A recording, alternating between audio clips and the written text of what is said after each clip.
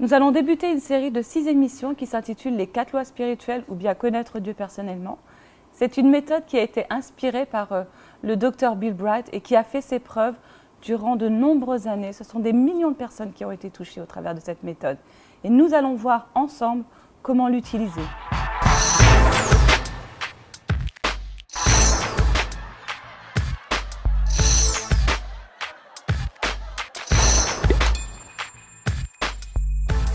Saïd, c'est quoi ça? C'est une nouvelle tendance? C'est quoi toutes ces brochures sur toi? Deuxième loi, troisième Saïd, loi, je te parle, Saïd. quatrième loi.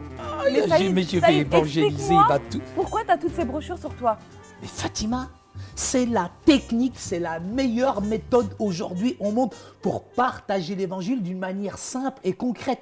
Juste 4 lois, 4 étapes, et puis finalement, la personne, elle Mais accepte moi, Jésus. je connais pas les 4 lois, je connais les 4 principes, mais je connais pas les 4 lois. Bah tiens, C'est il quoi serait cette peut-être temps chose? quand même que tu connaisses cette méthode, Fatima. Mais explique-moi, c'est la Saïd. meilleure méthode au monde. Fatima, Mais pourquoi t'en as mis autant mais sur toi? écoute, tout comme il y a des lois physiques qui gouvernent l'univers physique, il existe aussi des lois spirituelles qui gouvernent notre relation avec Dieu. C'est vraiment simple. qu'est-ce que tu Et la racontes? première loi, c'est Dieu nous aime et il a un plan merveilleux pour notre vie, Fatima. Mais qu'est-ce que tu racontes, Saïd? Je comprends rien à ce que tu dis. Donne-moi une explication. Écoute, le mieux, c'est qu'on fasse concrètement une recherche ensemble. D'accord, on va regarder ça ensemble parce que franchement, je n'y comprends rien. Et c'est vrai que nous, les chrétiens, on ne sait pas toujours comment évangéliser. Quelquefois, on va sur le terrain, on rencontre quelqu'un, on a envie de partager l'évangile, on utilise notre propre méthode, mais ça ne fonctionne pas toujours parce que parfois on est confus, des fois on parle un peu trop de notre témoignage, un peu trop de nos vies, et puis on ne sait pas comment expliquer Jésus. Tu peux un peu nous orienter, Saïd, Tu aujourd'hui? sais, Fatima, je pense que il y a tellement de personnes qui parlent, mais il faut que ça s'accompagne aussi d'actions qui soient concrètes. C'est bien de communiquer l'évangile, mais il faut que ça soit aussi d'une manière pratique. Et l'avantage de ces 4 lois spirituelles, c'est qu'elles sont vraiment pratiques. D'accord. Donc, Saïd, ce que tu es en train de me dire, c'est que tu m'encourages à prendre ce petit livret qui s'appelle Les 4 lois spirituelles ou Connaissez-vous Dieu personnellement et d'aller vers les gens et de leur partager l'évangile parce que ce que tu essaies de me dire, c'est que c'est un livret qui est complet, c'est ça? Tout à fait. Alors, ces 4 lois spirituelles, Fatima, ou ce livret, ils présentent l'évangile le plus simplement possible. Partager l'évangile, c'est quelque chose d'incroyable, c'est quelque chose qui aujourd'hui, parfois, ça me rend nerveux, il y a une certaine appréhension, parfois je suis plus ou moins mal à l'aise, mais avec ça, c'est tellement simple finalement, quand tu prends le livret, tu le récites avec la personne et c'est très pratique et c'est vraiment, vraiment quelque chose qui nous met à l'aise avec les gens et même les gens, Fatima, sont complètement à l'aise. Donc, ce que tu voudrais que je fasse, c'est que je mette ça dans mon sac ou dans ma poche et que partout où je vais, si j'ai l'occasion de partager l'évangile, je sorte cette loi. Mais explique-moi ce qu'elle contient, cette brochure. La première loi, elle est simple. La première loi nous dit que Dieu nous aime et qu'il a un plan merveilleux dans notre vie. Et ça, c'est important pour qu'il n'y ait pas de confusion. Fatima, parfois, moi, je les invite avec moi, les amis, à voir le film Jésus ou alors le film Magdalena. Et puis après, à la fin de ce séminaire ou de cette conférence, je leur dis, mais qu'est-ce que tu penses de Jésus-Christ ? Alors moi, la première chose que je lis dans cette brochure, c'est comme il existe des lois physiques qui gouvernent l'univers, il y a des lois spirituelles qui gouvernent notre relation avec Dieu. Et la première loi, Dieu vous aime et il a un dessein merveilleux pour votre vie. Mais c'est pas un peu dur d'aller voir des personnes et de leur dire Dieu vous aime, il a un dessein merveilleux pour votre vie? C'est pas un peu difficile d'y aller comme ça directement?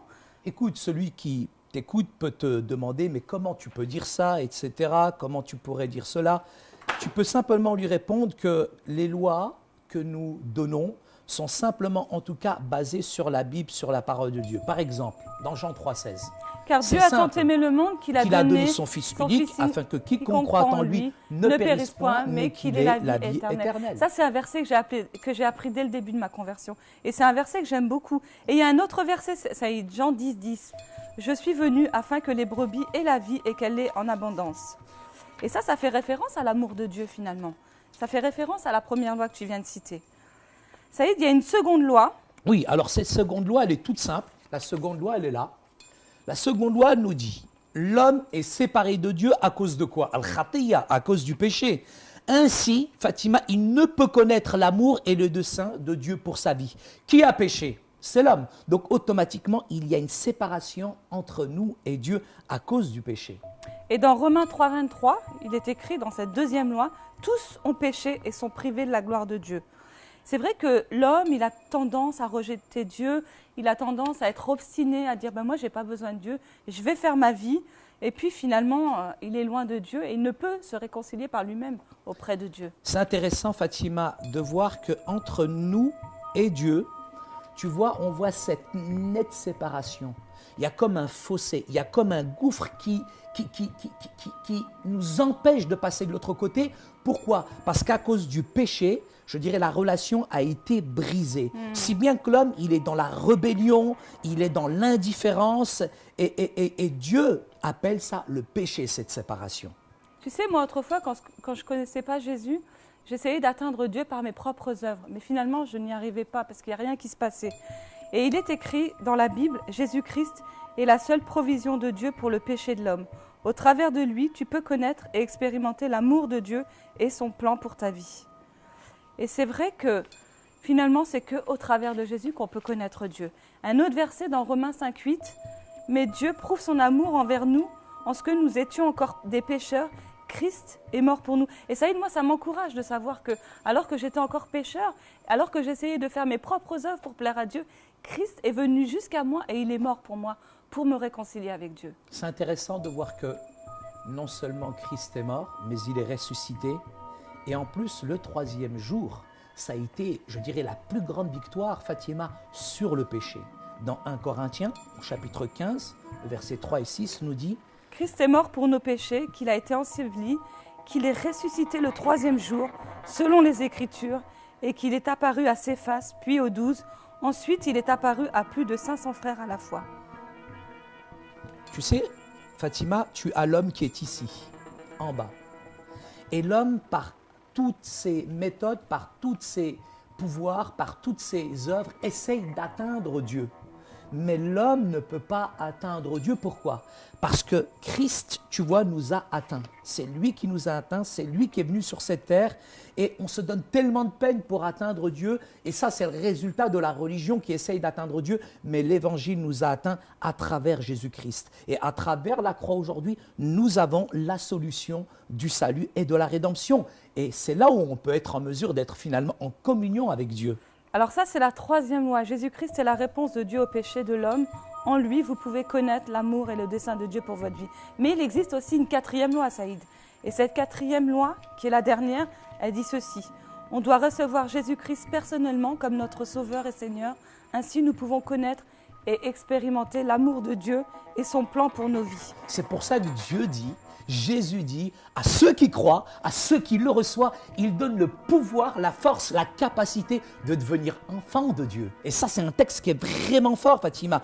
Et si tu lis Éphésiens, chapitre 2, versets 8 et 9, qu'est-ce qui est écrit, Fatima? Car c'est par la grâce que vous êtes sauvés par le moyen de la foi, et cela ne vient pas de vous, c'est le don de Dieu.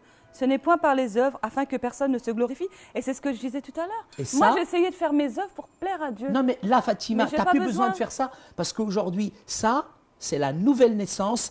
Et le prochain épisode, on va en parler beaucoup plus profondément. Tu peux résumer, Fatima, ce qu'on a vu? Tu vois que c'est quand même plus facile maintenant de partager l'Évangile. J'avoue que c'est quand même complexe. Parce que tu me critiquais, là, j'avais ça. Mais tu vois, ces 4 lois spirituelles, elles sont indispensables, Fatima. Oui, mais pourquoi tu en as autant? Non, mais j'en ai pas besoin d'autant, Saïd. Si, tu peux les partager avec les gens et leur donner pour qu'ils puissent les avoir, Fatima. Attends, redonne-moi-en une. Écoute, moi, ce que je vais faire, je vais les apprendre par cœur, comme ça, je n'aurai pas besoin de les avoir sur moi. Mais c'est vrai que c'est important de pouvoir leur donner. Et je vais résumer ce qu'on a dit aujourd'hui, parce qu'on a dit tellement de choses. On a dit que l'évangélisation individuelle est une façon importante de prêcher l'évangile. Tout à fait. Que les 4 lois spirituelles sont un outil pour l'évangélisation individuelle. Et il est sage d'en garder une copie en cas où l'occasion se présente. Toujours en garder une copie dans sa poche. C'est pratique, c'est simple. Regarde, hop. On va résumer les 4 lois. Dieu t'aime et t'offre un plan merveilleux pour ta vie. La seconde loi, c'est l'homme est pécheur et séparé de Dieu. C'est pourquoi il ne peut connaître ni expérimenter l'amour et le plan de Dieu pour sa vie. La troisième loi, c'est Jésus-Christ est la seule provision de Dieu pour le péché de l'homme. Au travers de lui, tu peux connaître et expérimenter l'amour de Dieu et son plan pour ta vie. Et enfin, la quatrième loi, on doit recevoir Jésus-Christ personnellement comme notre Sauveur et Seigneur. Ainsi, nous pouvons connaître et expérimenter l'amour de Dieu et son plan pour nos vies. C'est magnifique. Bon, on y va? On va où? Ben, on va dans la rue partager les 4 lois spirituelles avec les gens. Tu Ok, verras on que y c'est va. très simple. On y va. Allez.